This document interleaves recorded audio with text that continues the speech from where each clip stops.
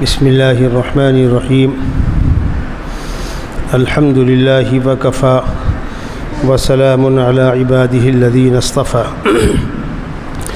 اما بعد فاعوذ باللہ من الشیطان الرجیم بسم اللہ الرحمن الرحیم ان الدین عند اللہ الاسلام صدق اللہ مولانا العلی العظیم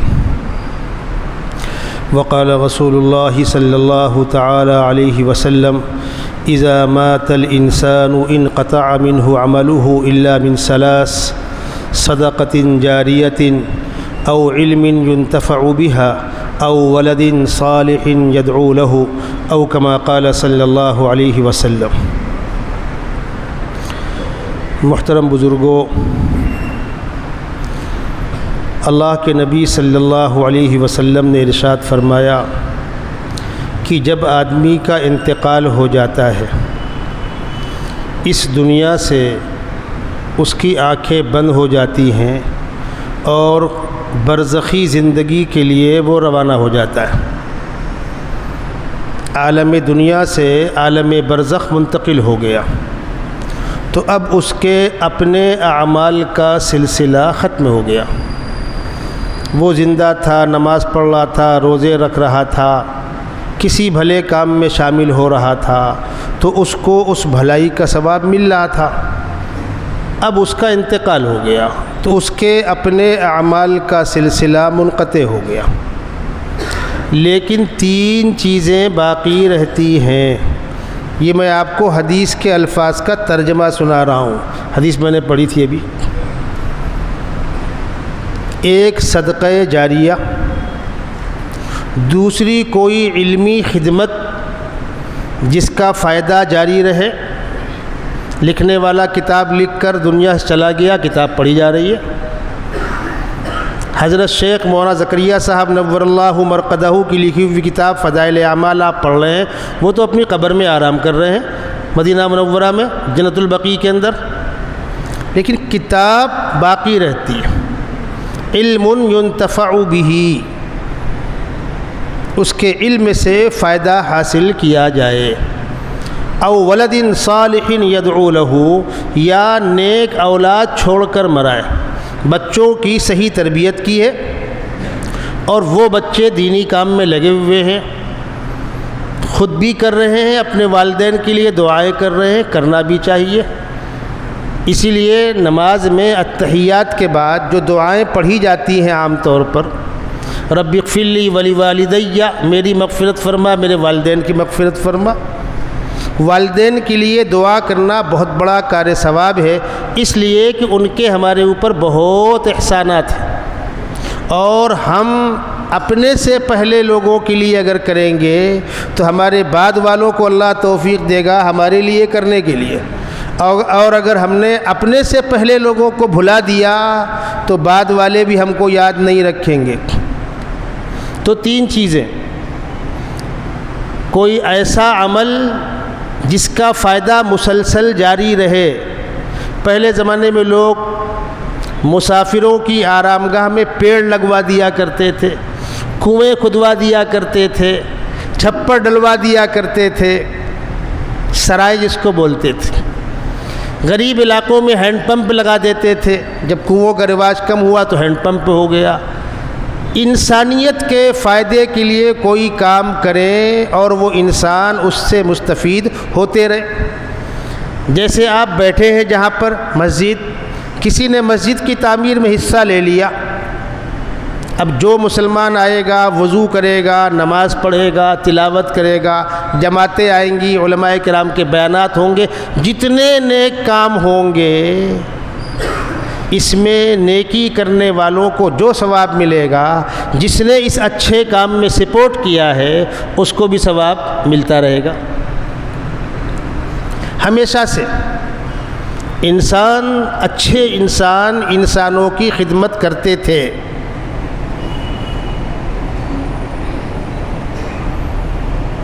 جن صاحب نے یہ پرچی دی ہے برائے کرم صاف لکھ کر دیں، اگر یہاں وہ لوگ موجود ہوں، پڑھنے میں نہیں آ رہا، عرض ہے کہ اب آگے کا سمجھ میں آتا نہیں، مہربانی کر کے کم سے کم بنیادی بات تو صاف لکھا کریں۔ ابھی موقع ہے، بیان ختم ہونے سے پہلے مجھ کو پرچی دوبارہ دے دیں، کسی بیمار کے لیے شاید دعا کے لیے پرچی آئی ہوگی۔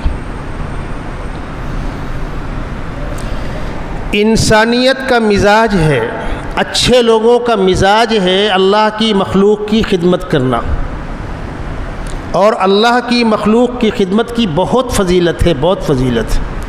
اللہ کے نبی صلی اللہ علیہ وسلم کا ارشاد ہے، الخلق عیال اللہ، ساری مخلوق، صرف انسان نہیں، ساری مخلوق اللہ کا کنبہ ہے، پریوار ہے۔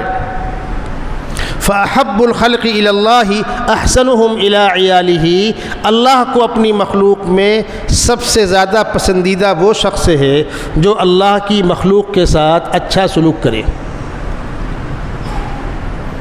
ایک انسان دوسرے انسان کی خدمت کرتا ہے، اس کو سپورٹ کرتا ہے، اس کے کام میں لگا رہتا ہے، تو اس انسانی خدمت کا اللہ کے کیا مقام ہے؟ فرمایا اللہ فی عون العبد ما کان العبد فی عون اخیہ، جب تک ایک بھائی دوسری بھائی کی خدمت میں لگا رہتا ہے، اس خدمت کرنے والے کے کام اللہ خود بناتا ہے، اللہ خود اس کی مدد میں لگ جاتا ہے۔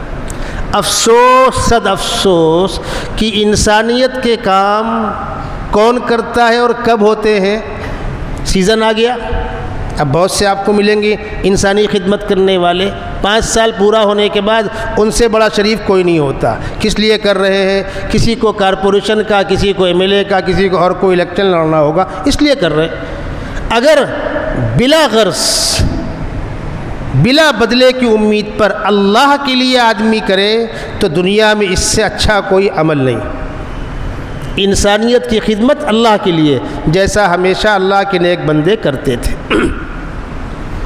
تو انسانوں کی خدمت میں کبھی تو ایسا ہوتا ہے کہ میں نے ہاتھ سے آپ کی خدمت کر دی، زبان سے آپ کی رہنمائی کر دی، کبھی میں کوئی چیز بھلے کام کے لیے دے دیتا ہوں، وہ چیز برقرار رہے گی، اس کے نفع سے یہ خدمت ہوگی، یہ خدمت ہوگی، یہ خدمت ہوگی۔ یہ جو اس چیز کو برقرار رکھتے ہوئے اس کے نفع سے فائدہ اٹھانا ہے، اس کا نام ہے وقف۔ دینی مقصد کے لیے کوئی چیز اگر دی جائے کہ اس کے نفع سے، جیسے بھیونڈی کے اندر بہت سے علاقوں کے مکاتب، مساجد، مدارس کے لیے لوم ہے، 2 جوڑی، 4 جوڑی، 6 جوڑی، اس کا بھاڑا ان کو جا رہا ہے، دکان کا بھاڑا، چکی کا بھاڑا، کھیتی کی فصل۔ لوگ پہلے کثرت سے کیا کرتے تھے۔ اس ملک میں ہمارے آباء و اجداد نے، ہمارے بڑے بوڑھوں نے، پرکھوں نے یہ کام بہت کیا۔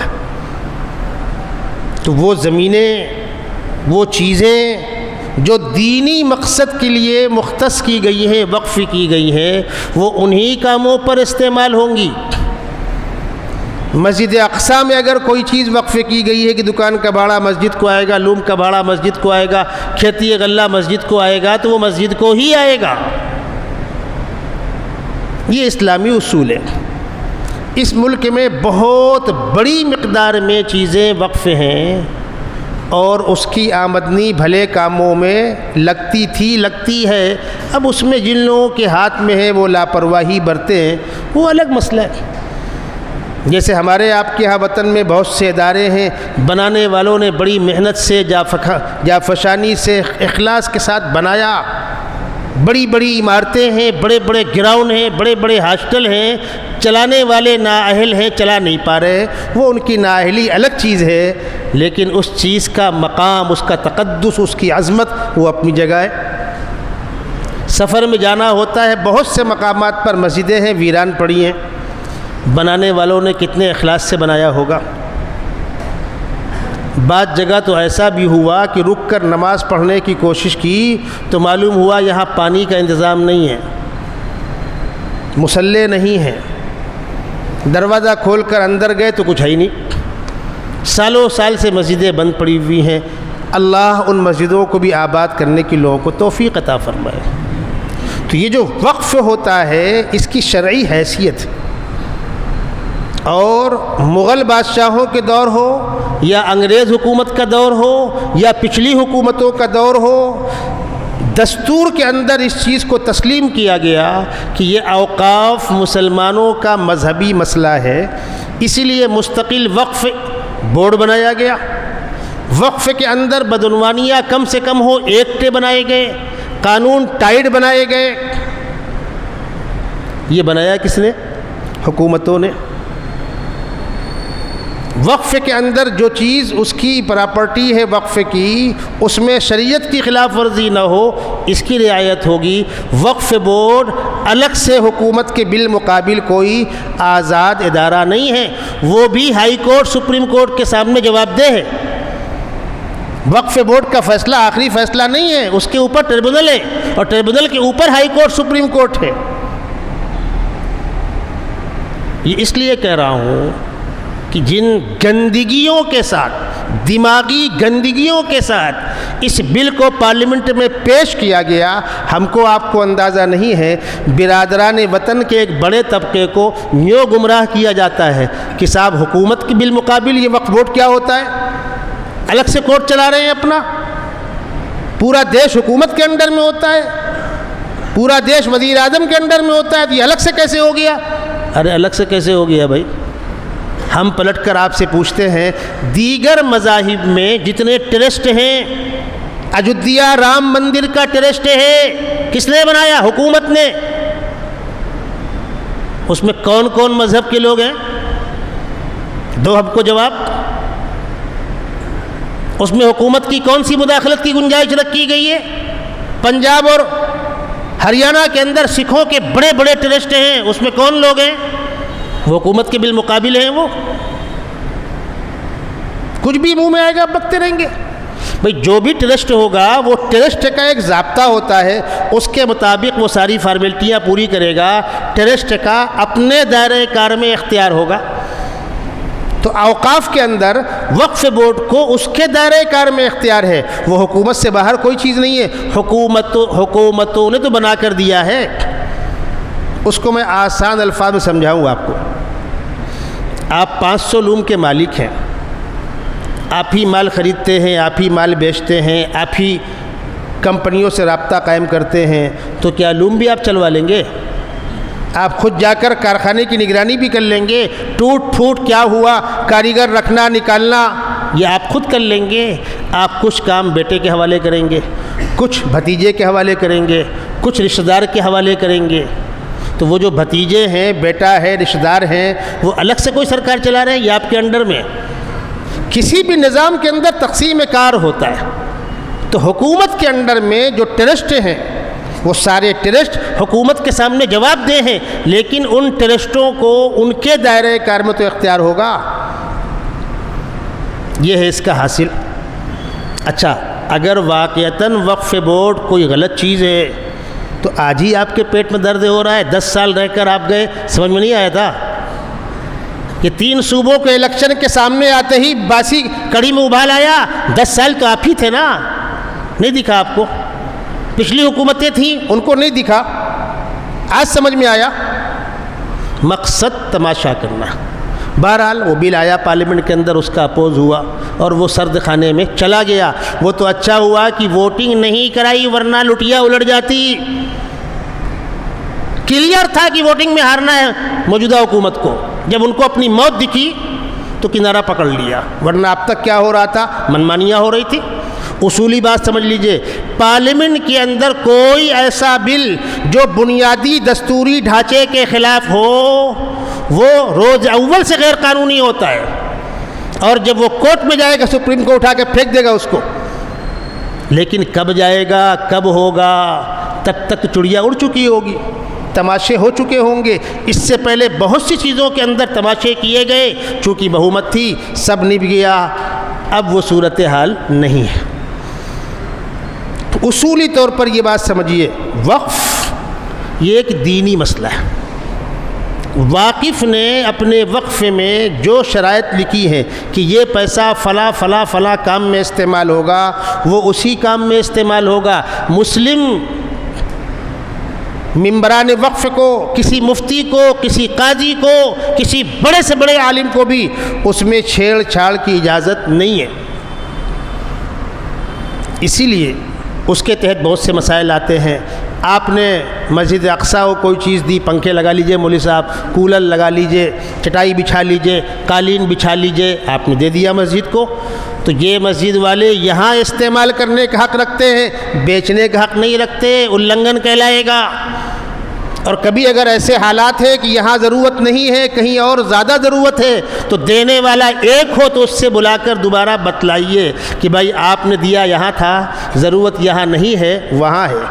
اور اگر عوامی چندے سے وہ چیز لائی گئی ہے تو عوامی طور پر اطلاع کی جائے، یہ شرط ہے اس کی حضرت. میں آپ کو واقعہ سناؤں. میں مدرسہ سراج العلوم بیٹھا ہوا تھا، بمبئی سے ایک صاحب کا فون آیا. ہلو مفتی حذیفہ جی، ہم آپ کے مدرسے میں 200 قرآن پاک کے نسخے بھیج رہے ہیں. اچھی بات ہے. میں نے پوچھا کس کام کے لیے؟ اب سوال تو عجیب تھا، ان کو بھی خراب لگا. کہنے لگے مولانا کمال کر رہے ہیں، پوچھنے کی بات ہے کس کام کے لیے؟ میں نے کہا اسی لیے سوال کر رہا ہوں. ابھی آپ سمجھیں گے اس سوال کو. کس کام کے لیے؟ بولے بچے پڑھیں گے تو میرے والد صاحب کو ثواب ملے گا. میں نے کہا وہ قرآن کھلے گا پڑھا جائے گا تب نا، کہ رکھے رکھے ملے گا؟ بولے ہاں کھلے گا پڑھا جائے گا. میں نے کہا داخلے ہو چکے ہیں، پڑھائی شروع ہو چکی ہے، ہر بچے کے ہاتھ میں قرآن ہے. وہ غریب لے کر آیا ہو، کسی نے اس کو دلا دیا ہو، لیکن تمام بچوں کے ہاتھ میں قرآن پاک موجود ہیں، حفظ کے بچوں کے. اب درمیان سال 10-5 بچے آگے پیچھے آئیں گے، اس میں اگر 2-4 غریب ہوں گے، ان کو ضرورت ہوگی تو ان کو یہ قرآن کا نسخہ دے دیا جائے گا. باقی سب جوں کہ توں رکھے رہیں گے. یہ میں آپ کو اطلاع کرنا چاہ رہا ہوں، اس لیے کہ آپ تو اخلاص کے ساتھ دے رہے ہیں. یہاں ضرورت ہے کہ نہیں، ہماری ذمہ داری ہے وضاحت کر دینا. اسٹاک پہ اسٹاک لگانا عقل مندی نہیں ہے. اب تھوڑا انہوں نے ٹھنڈی سانس لی. کہنے لگے مولانا بات تو آپ کی 100% صحیح ہے، لیکن یہ بات اور کسی نے مجھ سے کیوں نہیں کہی؟ میں نے جہاں جہاں فون کیا کہ 200 دوں کہ 300 دوں، کہنے لگے 300 بھیج دیجئے. میں نے کہا میری بات سمجھ میں آپ کی آئی؟ کہنے لگے آئی. کہنے لگے پھر کیا کروں میں؟ ابا کے لیے مجھ کو ایصال ثواب کے لیے کچھ کرنا ہے تو کیا کروں؟ میں نے کہا احتراماً آپ 10-5 نسخے بھیج دیجئے، لیکن اصل استعمال کیا ہوگا معلوم ہے؟ یا تو آپ انکوائری کیجئے، بہت سے وہ علاقے جہاں واقعتاً بچوں کے پاس پڑھنے کو قرآن نہیں ہے وہاں بھیجیے. اور اگر ہمارے یہاں دینا ہے تو ہمارے یہاں جو چیز تعلیمی میدان میں، تعلیمی ڈپارٹمنٹ استعمال میں آئے گی وہ دیجئے، تاکہ بچے پڑھیں، آپ کے والد صاحب کو ثواب پہنچے. انہوں نے کہا وہ کیا ہوتا ہے؟ تو میں نے کہا کچھ کتابیں آپ دارالفتہ میں دے دیجئے، وہاں دیکھی جائیں گی. کچھ بچوں کی انجمن میں، لائبریری میں، وہاں دے دیجئے آپ. کچھ دعاؤں کی کتابیں ہیں ہم رکھا دیں گے، 5 وقتہ نمازی اس کو کھول کے پڑھیں گے، یہ تو استعمال میں آئیں گی. باقی اگر آپ کارٹون در کارٹون بھیجیں گے تو میں نہیں سمجھتا کہ استعمال میں آئے گی. کہنے لگے ٹھیک ہے میں آتا ہوں، بیٹھ کے بات کریں گے. پھر اللہ جانے وہ آئے کہ نہیں آئے، مجھ سے ان کی ملاقات نہیں ہوئی. یہ میں آپ کو بتلا رہا ہوں کہ دینی مراکز کے اندر بھی، دینی مساجد میں، اداروں کے اندر بھی دینے والا جس مقصد کے لیے دے رہا ہے اسی مقصد میں استعمال ہوگی وہ چیز. اس مقصد سے ہٹ کر استعمال کرنے کی ذمہ داروں کو بھی اجازت نہیں ہے. دارالعلوم دیوبند کے اندر ایک بڑی مسجد بنی ہوئی ہے، مسجد رشید. جب ہم لوگ پڑھ رہے تھے 87, 88, 89 میں، تب اس کا تہخانے کا ڈھانچہ بنا تھا. ہمارے زمانے میں اس کے تہخانے میں امتحان ہوا کرتا تھا. بنتی رہی تقریباً 25 سال کے بعد وہ مکمل ہوئی. بڑی ہے، کشادہ ہے. دارالعلوم دیوبند کا پرچہ نکلتا ہے ماہنامہ دارالعلوم. اس میں اشتہار آتا تھا کہ مسجد کی تعمیری خرچوں میں شامل ہو کر ثواب دارین حاصل کریں. لوگ دیتے تھے. جب مسجد آخری مراحل میں تھی تو بمبئی سے 5 لوگ بڑے سرمایہ دار، میں ان سے واقف ہوں، نام نہیں لے رہا ہوں، وہ دارالعلوم دیوبند گئے. ان لوگوں نے مسجد دیکھا، بہت پسند آئی ان کو. انہوں نے واپس آ کر 25 لاکھ کے چیک بھیجے. یہ آج سے تقریباً 35 سال پہلے کی بات بتلا رہا ہوں میں آپ کو.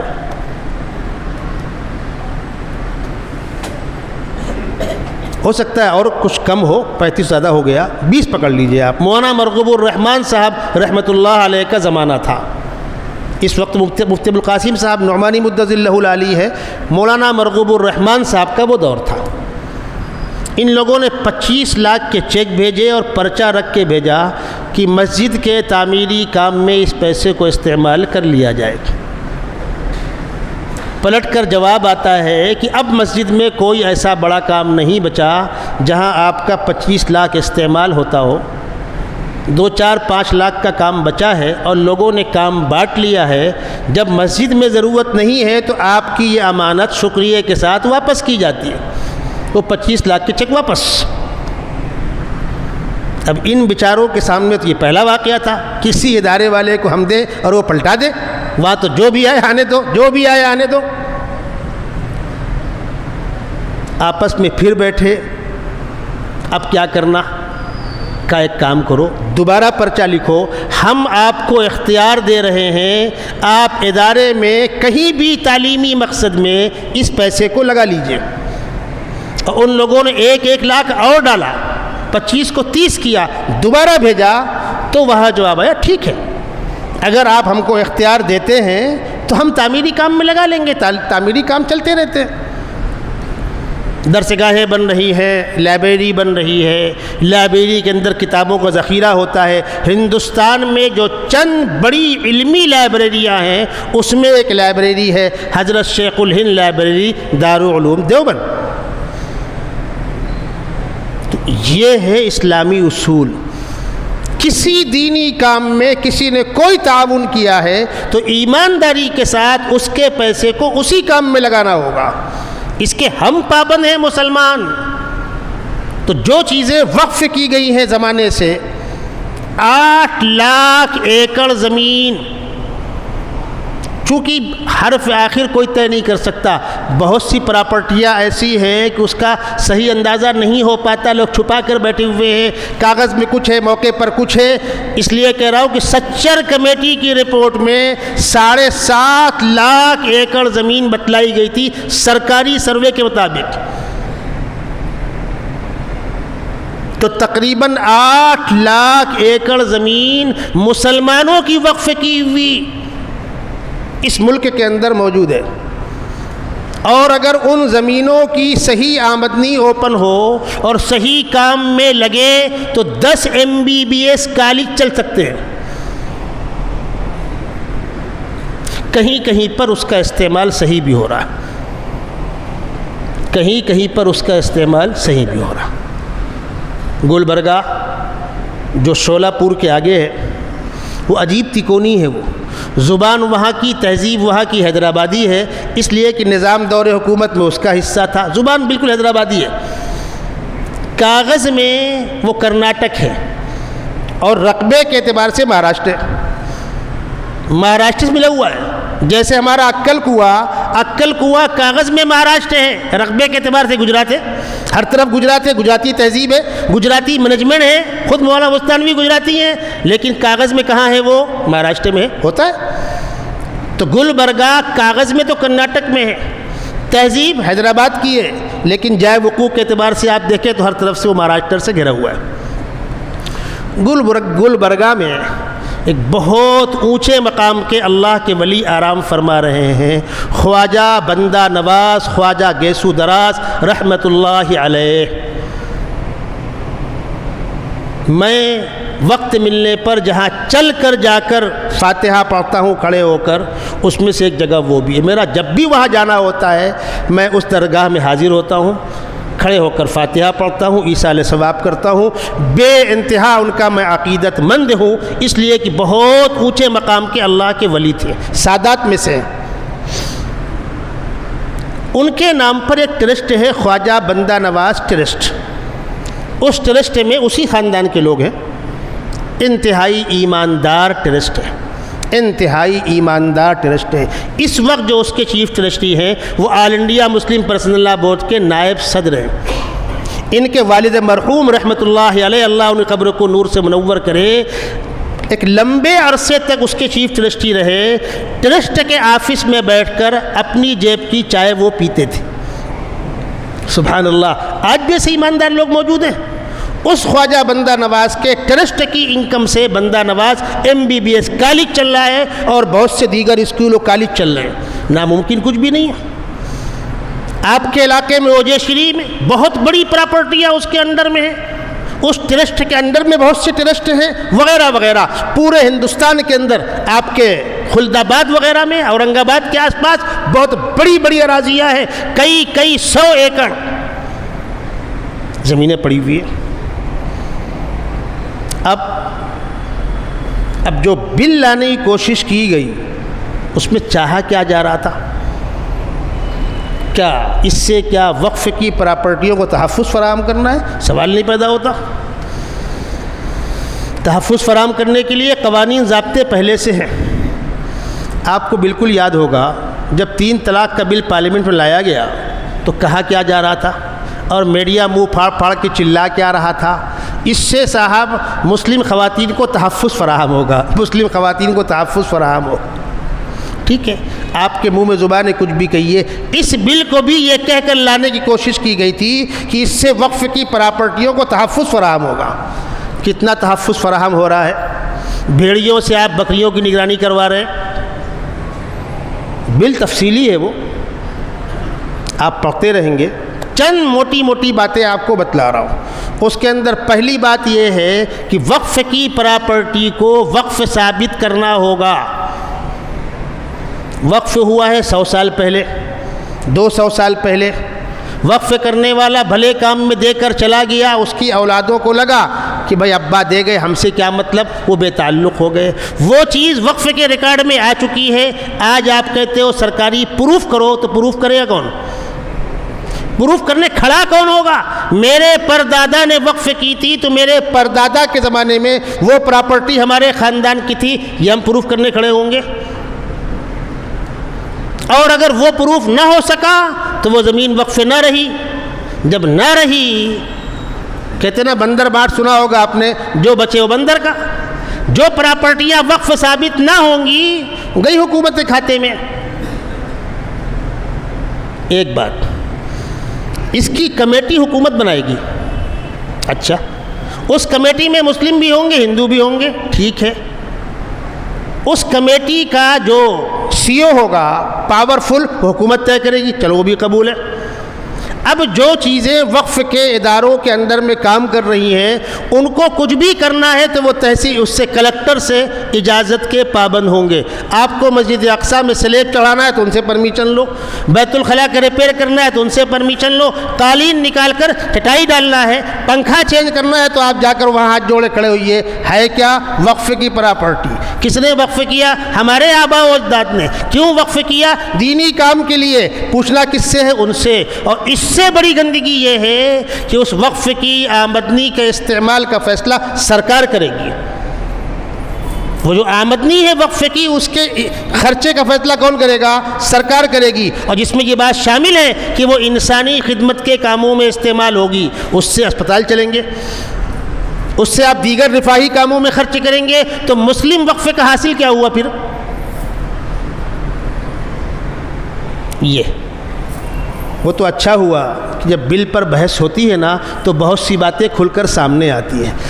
ہم نے نہیں، دیگر مذاہب کے لوگوں نے کھڑے ہو کر پوچھا کہ بھائی پنجاب اور ہریانہ کے اندر جو سکھوں کے بڑے بڑے گردوارے ہیں، ان کی تنظیمیں ہیں، ان کے ٹرسٹ ہیں، اس کے اندر غیر سکھ ممبر کوئی قبول کرے گا؟ آپ کے بڑے بڑے مٹھ ہیں، بڑے بڑے مندروں کے ٹرسٹ ہیں، ان کے ساتھ اوقاف جڑی ہوئی ہیں، ان کے لوگوں نے کیا ہوگا، اس میں آپ کسی اور کی شرکت قبول کریں گے؟ ایک ممبر نے یہاں تک پوچھ لیا اجودھیا رام مندر کی ٹرسٹ میں آپ مسلمانوں کو شامل کرنا پسند کریں گے، تو پھر یہی کیوں حلوائی کی دکان دادا کا فاتحہ یہاں کیوں؟ وقف بورڈ کے اندر مسلم ہوں گے۔ وقف بورڈ ایک بااختیار ادارہ ہے جو شرعی روشنی میں فیصلے کرتا ہے، حکومت کو اس میں ٹانگ ڈالنے کا کوئی حق نہیں ہے۔ اور یہ چیز کوئی پہلی مرتبہ نہیں ہے، 1995 کے اندر اس کا ایکٹ بنا، 2013 کے اندر ترمیمی ایکٹ سامنے آیا، کسی نے آج تک چھیڑ چھاڑ کرنے کی ہمت نہیں کی۔ یہ درد آپ کو ہی کیوں ہوا؟ سیدھی سی بات یہ ہے، اس سے نہ مسلمانوں کو فائدہ پہنچانا مقصد ہے، نہ کوئی تحفظ فراہم کرنا مقصد ہے، کچھ سیاسی اغراض و مقاصد ہوتے ہیں، اور اس سے پہلے بھی مسلمانوں کے جذبات کو بھڑکانے کے لیے نہ جانے کیا کیا بکا گیا۔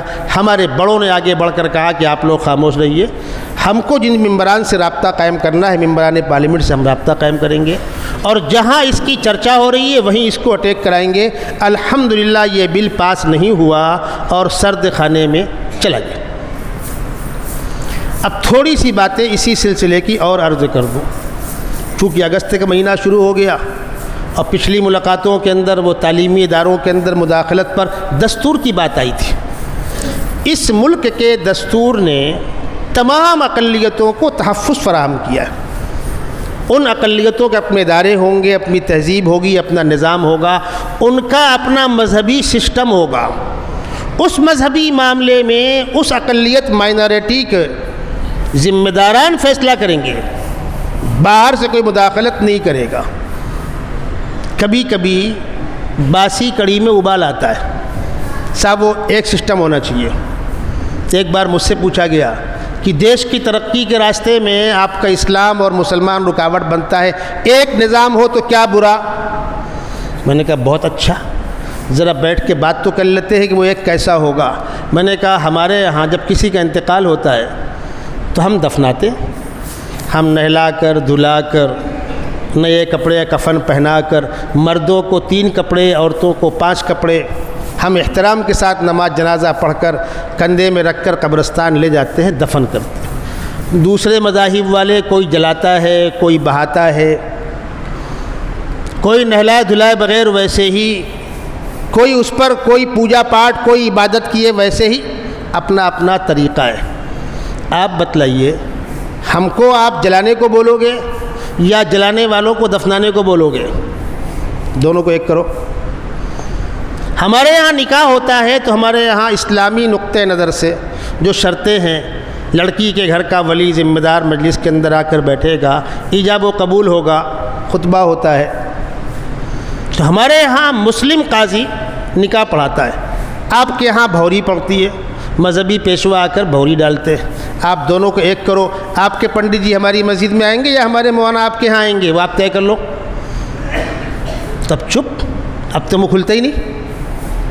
ارے عقل کے دشمنوں، جن ممالک میں ایک تہذیب ہے، ایک مذہب کے ماننے والے ہیں، وہاں تو ہو سکتا تھا، یہاں آپ ملک کی بات کرتے ہیں۔ اسی مہاراشٹر کے اندر آپ دیکھ لیجئے، الگ الگ علاقوں کی الگ الگ تہذیبیں، کوکن کی الگ ہے، مراٹھواڑے کی الگ ہے، خاندیش کی الگ ہے، ودربھ کی الگ ہے، بمبئی تھانے اور پال گھر کی الگ ہے۔ الگ الگ علاقوں کے الگ الگ تہوار ہیں۔ بہت سے تہوار ایسے ہیں کہ بنگال میں آپ کے یہاں کوئی جانتا ہی نہیں، اور آپ کے بہت سے تہواروں کو وہ نہیں جانتے۔ اپنا اپنا انداز ہے۔ اسی لیے جب کچھ دنوں پہلے یکساں سول کوڈ کی بات آئی تو قبائل کھڑے ہو گئے، آدیواسی قبائل، کہ ہم تو نہیں مانیں گے۔ نہیں، آپ کو نہیں بول رہے۔ واہ، پورا ملک ایک جیسا ہوگا لیکن آپ کو نہیں بول رہے، آپ کھڑے ہوئے نہیں، آپ کو نہیں بول رہے، آپ کو نہیں، پھر بول کس کو رہے ہو؟ دعویٰ تو آپ کا یہ ہے کہ سب کو ایک کرنا ہے، تو ایک کر کے بتلاؤ ذرا۔ یہ تماشے بازیاں دستور نے اس کی قطعاً اجازت نہیں دی ہے۔ دستور میں صاف لکھا ہے یہاں کی ساری اقلیتیں، ساری مائنارٹیز، وہ اپنے مذہب پر عمل کرنے، اپنے تہذیب، طور طریقے، تہوار منانے میں مکمل آزاد ہوں گی۔ اور ایک اہم بات آپ کی خدمت میں اور عرض کر دوں، اب تو خیر حالات وہ نہیں رہے، لیکن 5 سال پہلے تک میڈیا والوں کے دماغ آسمان پہ تھے، کوئی سچی بات بولنے کو تیار نہیں، تماشے بازیاں کرتے تھے۔ مجھ سے خود کئی مرتبہ بات ہوئی، میں نے ان سے پوچھا ملک میں اصل ڈھانچہ ایک ہے کہ الگ الگ ہے؟ اصل ڈھانچہ تو ایک ہے۔ مثلاً آپ کاروبار کرتے ہیں، کاروبار میں مال خریدتے اور بیچتے ہیں، آپ جی ایس ٹی پیڈ کرتے ہیں، آپ نے زمین خریدا اور بیچا، آپ کسی کا مرڈر کر دیں، آپ ٹریفک میں چل رہے ہیں، سگنل بند تھا، آپ نے ٹریفک توڑ دیا، وغیرہ وغیرہ۔ اس میں کیا دھرم کی بنیاد پر الگ الگ ہے؟ نالا پار والوں کو جی ایس ٹی الگ، کھاڑی پار والوں کا الگ، جبار کمپاؤنڈ کا الگ، مسلمانوں کا الگ، ہندوؤں کا الگ، ایسا ہے کیا؟ ملک کا اصل ڈھانچہ جو ہے 95%، 95% ایک جیسا ہے، اس میں کوئی فرق نہیں ہے۔ اگر سگنل بند ہے تو مفتی صاحب کھڑے ہوں کہ پنڈت جی کھڑے ہوں، دونوں کے لیے بند ہے، ایسا نہیں کہ میل ہی کھلا ان کے لیے بند۔ کاروباری معاملات، لین دین، بے فروخت، بینامہ داخل خارج، ٹیکسز، کرنسی، فوج، پارلیمنٹ، پولیس، تمام ادارے سب کے لیے یکساں ہیں۔ ہاں، حکومت نے کسی کمزور طبقے کو کمزوری کی بنیاد پر کوئی ڈسکاؤنٹ دیا ہو تو وہ اس کی کمزوری کی بنیاد پر ہے، او بی سی وغیرہ کو، مذہب کی بنیاد پر نہیں ہے۔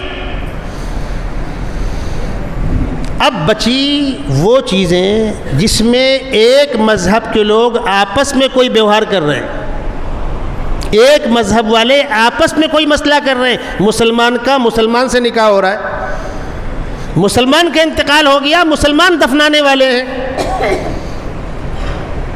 ہمارے مذہبی معاملات، دینی ادارے، ہماری مسجدیں، ہماری خانقاہیں، ہماری درگاہیں وغیرہ وغیرہ، جس میں ہماری مسلم قوم کا آپسی مسئلہ ہے،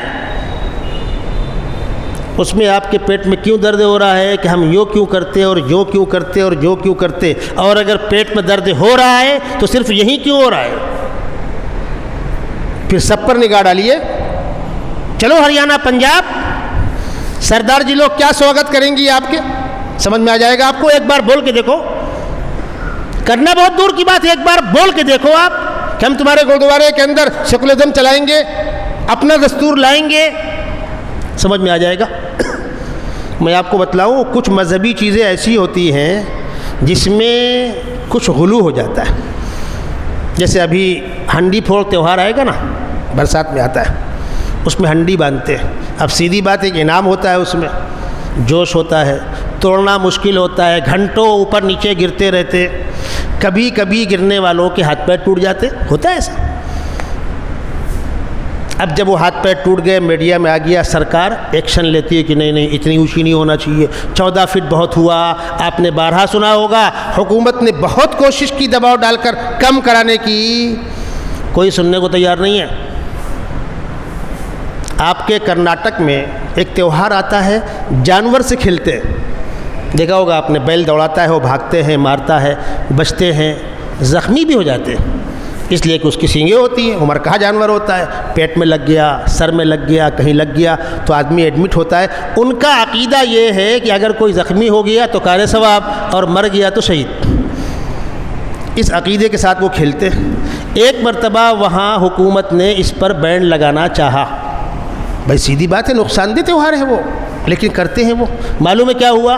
پوری قوم روڈ پہ آ گئی، انہوں نے کہا ہم نہیں جانتے دستور کیا ہوتا ہے، ہم کو انڈیا میں رہنا ہی نہیں، ہم کو الگ کر دو۔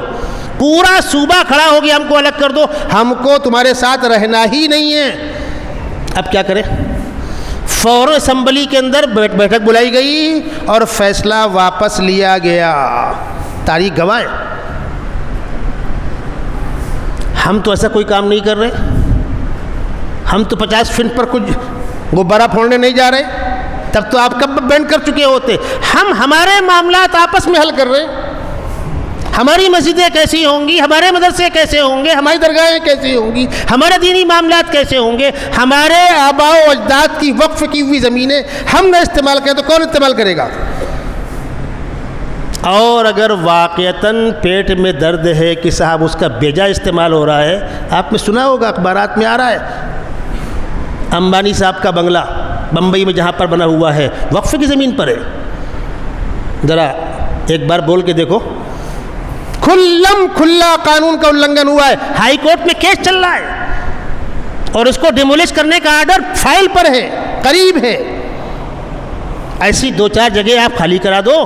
ایک مرتبہ یہ مسئلہ زیر بحث آیا تھا، پارلیمنٹ کی عمارت جو تھی پرانی، اس کا ایک حصہ وقف کی زمین پر ہے، کرا دو خالی۔